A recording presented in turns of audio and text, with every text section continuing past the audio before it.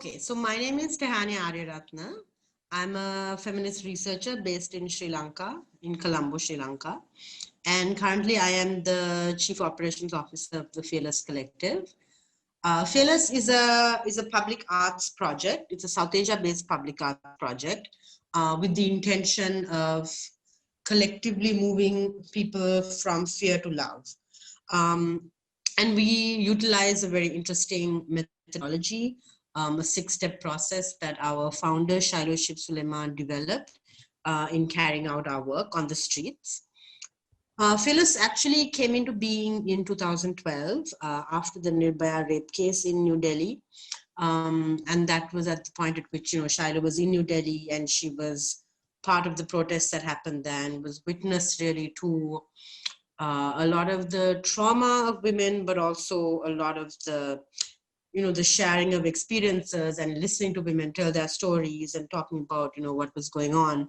And it was, Fearless Collective was her response to, watching all of this kind of magical storytelling take place within a context of great fear that was also being perpetuated and intensified by the media, which, at that time, all you would see was images of, just really creepy images of women being followed, women being killed in newspaper articles telling women not to go out, how dangerous the streets were. While at the same time, the streets were being occupied by women and women were talking about their stories and telling, and so this idea of both occupying and reclaiming is something that Shiloh kind of really imbibed into Fearless Collective.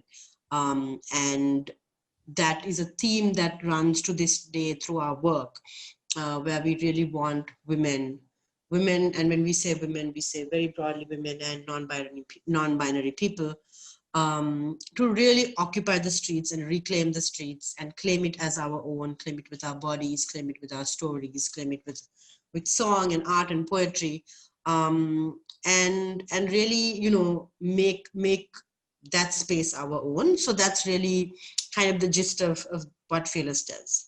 Yeah.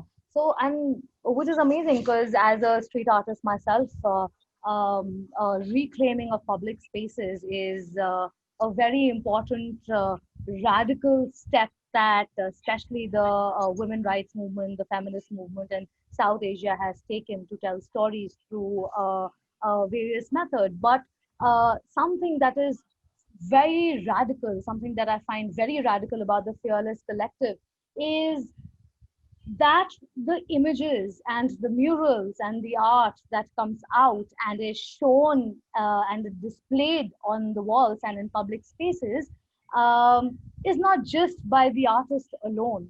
Like it is a creation made in collaboration with the community.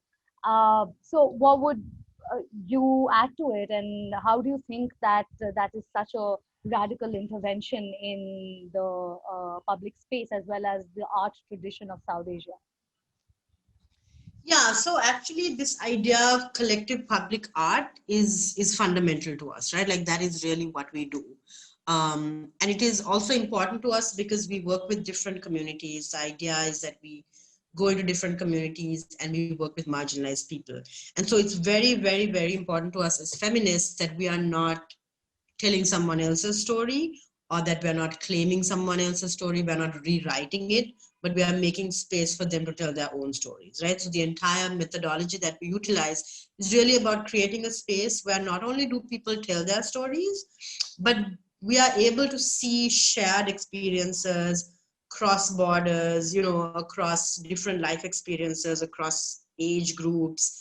What are the common threads that hold us together, right? And that has really been the Fearless method going into doing street work. Is before, I mean, the back part of the mural that nobody sees is what happens before the mural, is the workshops that happen and the rituals we go through. And these are really like beautiful creative processes that are intended to create safe spaces for people to share. So if you kind of look at our website, we have a lot of these videos of the murals in different countries. And those videos really capture what happens in the workshop space, where people are just really sharing really intimate details about themselves, but there's also this space of collective catharsis, right?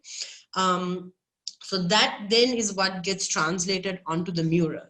And it's really about working with a community and asking them the question, how do you want people to see you, right? Because a lot of the communities we work with are misrepresented, they're invisibilized, they're out there, but you don't know, like they're actively invisibilized, right? They are the people who do the work, but are never acknowledged, never seen, or on the other hand, they are actively suppressed and oppressed. So it is super important for us also to have people tell their own stories and to communicate to the outside world, this is how we want you to see us, this is how we see ourselves, these are our stories, these are our experiences, these are our narratives. So I think that is really what is radical about Fearless's art, is that it embodies and it pictures people who you don't normally see on on the streets. You don't see them on billboards, you don't see them acknowledged, you don't see them in posters, you don't see them on the statues or whatever. They are really the kind of invisible sections of society that we are really trying to make space for. Currently also Fearless is, I follow the work, and I know that you all are working on some really incredible projects. So if you would give a few examples of the project and the stories behind it, and how did they shape the intervention in public spaces across different spaces in South Asia. Sure. So a few examples, like one is in, I think, Rawalpindi, Pakistan. There is a huge image of a hijra on a bicycle. Her name is Babli Malik. And that experience for us was, you know, the affirmation on that mural. She says, I am a creation of Allah, which for us, again, I think the affirmation part of it is also kind of one of the interesting parts about our work, is that the murals will never say anything negative or anything kind of referring to violence or trauma. It will always be a positive affirmation of that community. And so in this mural with Babli Malik, she says, I am a creation of Allah, which is a very radical thing for a trans person to say. And where else do we have murals? So we have murals in a lot of South Asian countries. We have many murals in Lebanon. We have a mural in Brazil, in Canada, in Boston, in America. We have in Tunisia, in South Africa. The South Africa mural is very beautiful because we worked with a group of women, and it was really talking about violence and the violence that they faced. And the mural was a tribute kind of to this moment when one of the South African president had raped a woman, and he said, I rape you because you asked for it, because she was wearing this cloth that they wear. And so on the mural, it's a woman wearing that cloth and saying, I never asked for it. And I forget what the affirmation is actually, but it's really like my body, like I'm not asking for it no matter what I'm wearing, you know. So it's really about kind of claiming and being really affirmative in the world to speak into being the world that we want to see. And so, yeah, we've been really busy working on planning projects because the pandemic has really kind of hit us hard, because our work is all street based, and to not be able to be on the streets means that we have to kind of close up shop essentially. But we have been kind of slowly translating some of our work into online spaces. But we're really excited because we have a few different projects coming up in India itself. And one is really around, one is with essential workers, waste pickers and waste pickers in Bangalore and Delhi, where we are talking about, you know, being an essential worker, recognition of labor, dignity in labor, and really the hardships that essential workers had to go through during the pandemic. You know, when we were all safe in our homes, there were people out on the street doing all the kind of work under very precarious conditions. So this is really about recognizing that. And then the other project, which I think you are a little bit familiar with, is the project we're doing in Jaipur and Lucknow with queer communities. And that one is about touch. And we're really, it'll be really interesting because we're trying to talk about, in this time of pandemic where we can't touch each other, how do we touch each other, right? If not physically, how do we connect with each other? How do we talk about love and pleasure and desire, and sexuality and all of these things when we can't physically touch each other? So these are some of the projects we have coming up. A very interesting part about creating a movement like Fearless is also creating an avant-garde community, like a community of artists in South Asia who take this movement forward or hold spaces within themselves for this movement to prosper and blossom. So, how is Fearless working towards creating that community of artists and creating networks as well as spaces of catharsis? Yeah, so I'll first just touch on what you said about the space that we create, right? And for us, it's really important to decolonize the work that we're doing, to create a decolonial space where we are enjoying our own music, our own poetry, our own language, our own artwork. In our countries which are all colonized, right? And it's really interesting because Shiloh and I were in Amsterdam this time, and we were painting a mural there on the face of this museum. And Shiloh had all her Urdu poetry and ghazals going, and she was in a sari and it was freezing cold, but like everybody walking by was like, who is this woman? What is this music? And again, like that is kind of symbolic of what we mean by a radical act, is to really claim that space.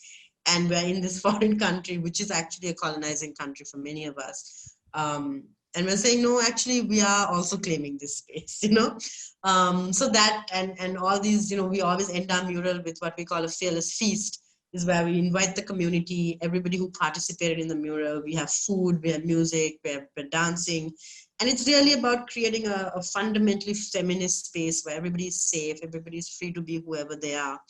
And to really occupy that space. So that is kind of very important to us to do at the end of a mural. Your second question was around movement building. And so movement building in kind of, Fearless has been running for 7 years now. And once we had kind of really established the practice and the work, the methods that we use, we looked forward and we thought, okay, now where are we going with this and how do we want to expand into the future? So one of the kind of big pieces of our future work is the Fearless Artist Residency. We unfortunately were going to do, so we had one planned for this year and we had to cancel it. It was our first public art South Asian residency. And we did have to not cancel it, we had to postpone it indefinitely until the pandemic is over. But that was kind of the first step in bringing in artists into our fold. And so the idea with the residency is that we teach artists this really unique methodology that Shiloh has developed. And then artists are able to go back into their communities and use the methodology and start telling stories, working with hyper-local communities and start creating art in their spaces. So in that way, we are really able to expand our work. In a year, we maybe do 3 to 5 murals. In this way, each residency will have 15 to 20 artists. And so our work really exponentially grows.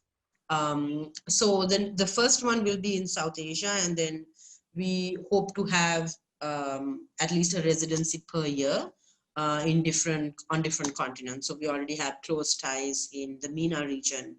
So our next one will probably be there. And then, at least in the global South, we really want to work with different artist communities and expand out there. And then, once that's done, once we have like hundreds, thousands of fearless artists on the street, then we hope to eventually kind of bring everybody together in a festival, maybe in 3 years, maybe 3 to 4 years.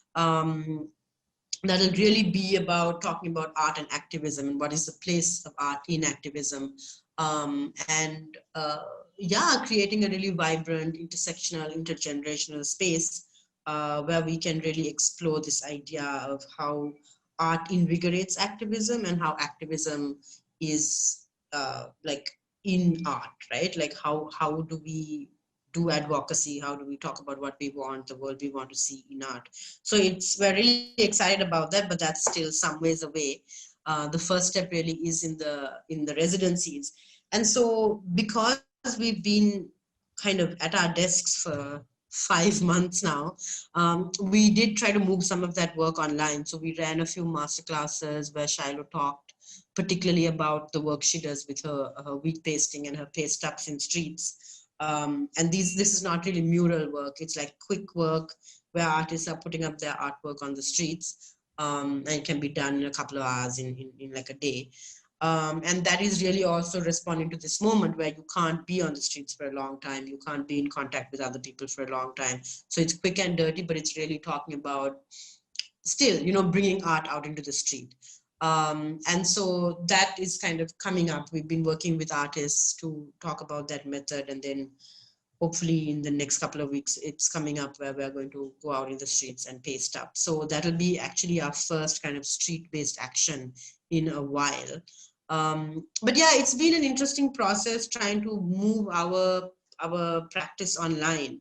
And we really had to be very creative in using these, these really, platforms like Zoom, which are for conference calls. How do we take that and use it to still recreate the spaces that we want to create and to have the conversations that we want to have, which are not like there's no agenda with like 10 things to do, so it's been an interesting process for us to also kind of reclaim these platforms. Yeah. What do you think does it take to spark this kind, just in a few words, what does it take to spark this kind of radical movement that has a long life? Oh, that's a good question. What does it take to spark a movement?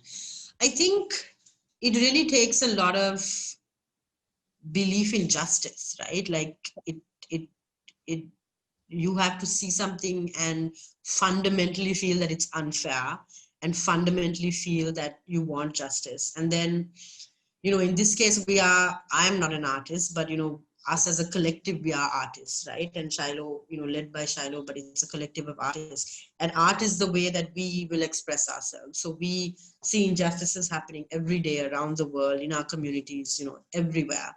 And that is how we want to respond. But we also want to respond in a way that is beautiful and that is, sparks hope and joy and love and all these things that is really kind of being drained out of us in this time, So, yeah, I mean, for me, I think to spark a movement, you really need to have empathy and you really need to feel very personally the injustices that you're seeing and really want to do something about it. A lot of times what actually happens is when artists come on the street or when new radical methods of expression are developed, uh, we forget to talk about funding. I mean, everything is so romanticized, and we talk about new songs that are written, new art pieces that are made, new methods people are coming up with. But I have seen really revolutionary and radical artists, poets, and not having money to display their work, not getting platforms to display their work. So how does the avant-garde get a platform, and how does the avant-garde art get funding? That's a big question, which I wish I knew the answer to. But I think, see, the thing with funding is it's always tricky because the people who have the money may not necessarily be the people you want to work with or be the people you want to take money from, right? So while it's definitely important to find people who you are on the same wavelength with and who believe in the same things you believe in, sometimes you also have to kind of take money from the devil, And so in situations like that, what I think is really important is to keep your eye on the prize and to think about what is it that I want to achieve and what am I willing to compromise in order to be able to achieve that. And if that is able to sit well with you, then I think, we do have to work with corporates. We have to work with people who have a lot of money, but who we may not agree with politically. We may not agree with the industries that they run. So, of course, I think for every artist, for every organization, there are certain lines that we won't cross. We will say we absolutely will not take money from X, Y, and Z. but we are willing to compromise on certain things with A, B, and C because we are able to get our work done. And I mean, speaking for ourselves, our work is quite expensive, right? We can do small scale things that are, quick, they are cheap. But if we want to go to other countries, if we want to work with communities around the world, if we want to do very large scale murals, then we do have to raise a certain amount of money. And I think luckily for us also, there has been a rise in feminist funding. There are organizations, there are women's funds, there are funders that are working in very feminist ways, that have kind of social justice on their agenda. So there are still also opportunities for us to raise money from people who we are aligned with. And the third thing I would say is, what we do at Fearless is we are just always experimenting with different ways of fundraising, right? So right now we have so many different ways of fundraising going on at the same time. We have a line of merchandise. We're doing kind of small scale donation based funding. We provide like certain facilitation services so that people can pay us to do that. So it's really also about experimenting, looking at what are the skills you have in house, what may be valuable. Can you trade those skills for something else that you need, or is somebody willing to pay you to kind of do a service for them? But yeah, funding is hard, and funding sometimes is dirty, and you really have to you really have to compromise sometimes, but also really think about what is it at the end of the day that I'm trying to achieve, and what am I willing to do to get there. Till now, we've spoken about the creation of the radical. Like, how do we create the radical? How does that come into picture? But if you could throw some light on the reception of that radical, like some instances of the reaction to the murals or the paintings or the work that has been done. Like, how does a passerby see the mural? How does the passerby perceive the radical? So I think this is a really interesting question, and I don't know whether Fearless's experience is universal. But for us, we haven't really had many bad experiences where there hasn't really been any violence or anything around our work. And that is also because the space we create and the action that we're doing is really about calling people in rather than calling people out, right? So the point, the main point at which people interact with us is when we're painting the mural, right? So we're on the streets, there are women everywhere, they're dressed in different ways, not traditionally, they're painting, they're singing, they're laughing, they're dancing. Obviously this is going to draw a crowd. Many times there are many men asking questions: why are you here, what are you doing, what are you painting? And for us, the process is really about engaging with them in that. And in some of our videos you can see people saying, well, a woman wouldn't do that. Why is she riding a bicycle? Why is she riding a motorcycle? Only a man does that. And then our thing would be like, really, why do you think that? And to really engage them in conversation. So I think for us, broadly speaking, the experience has been really of curiosity. People really just wanting to know, what are you doing? What are you painting, right?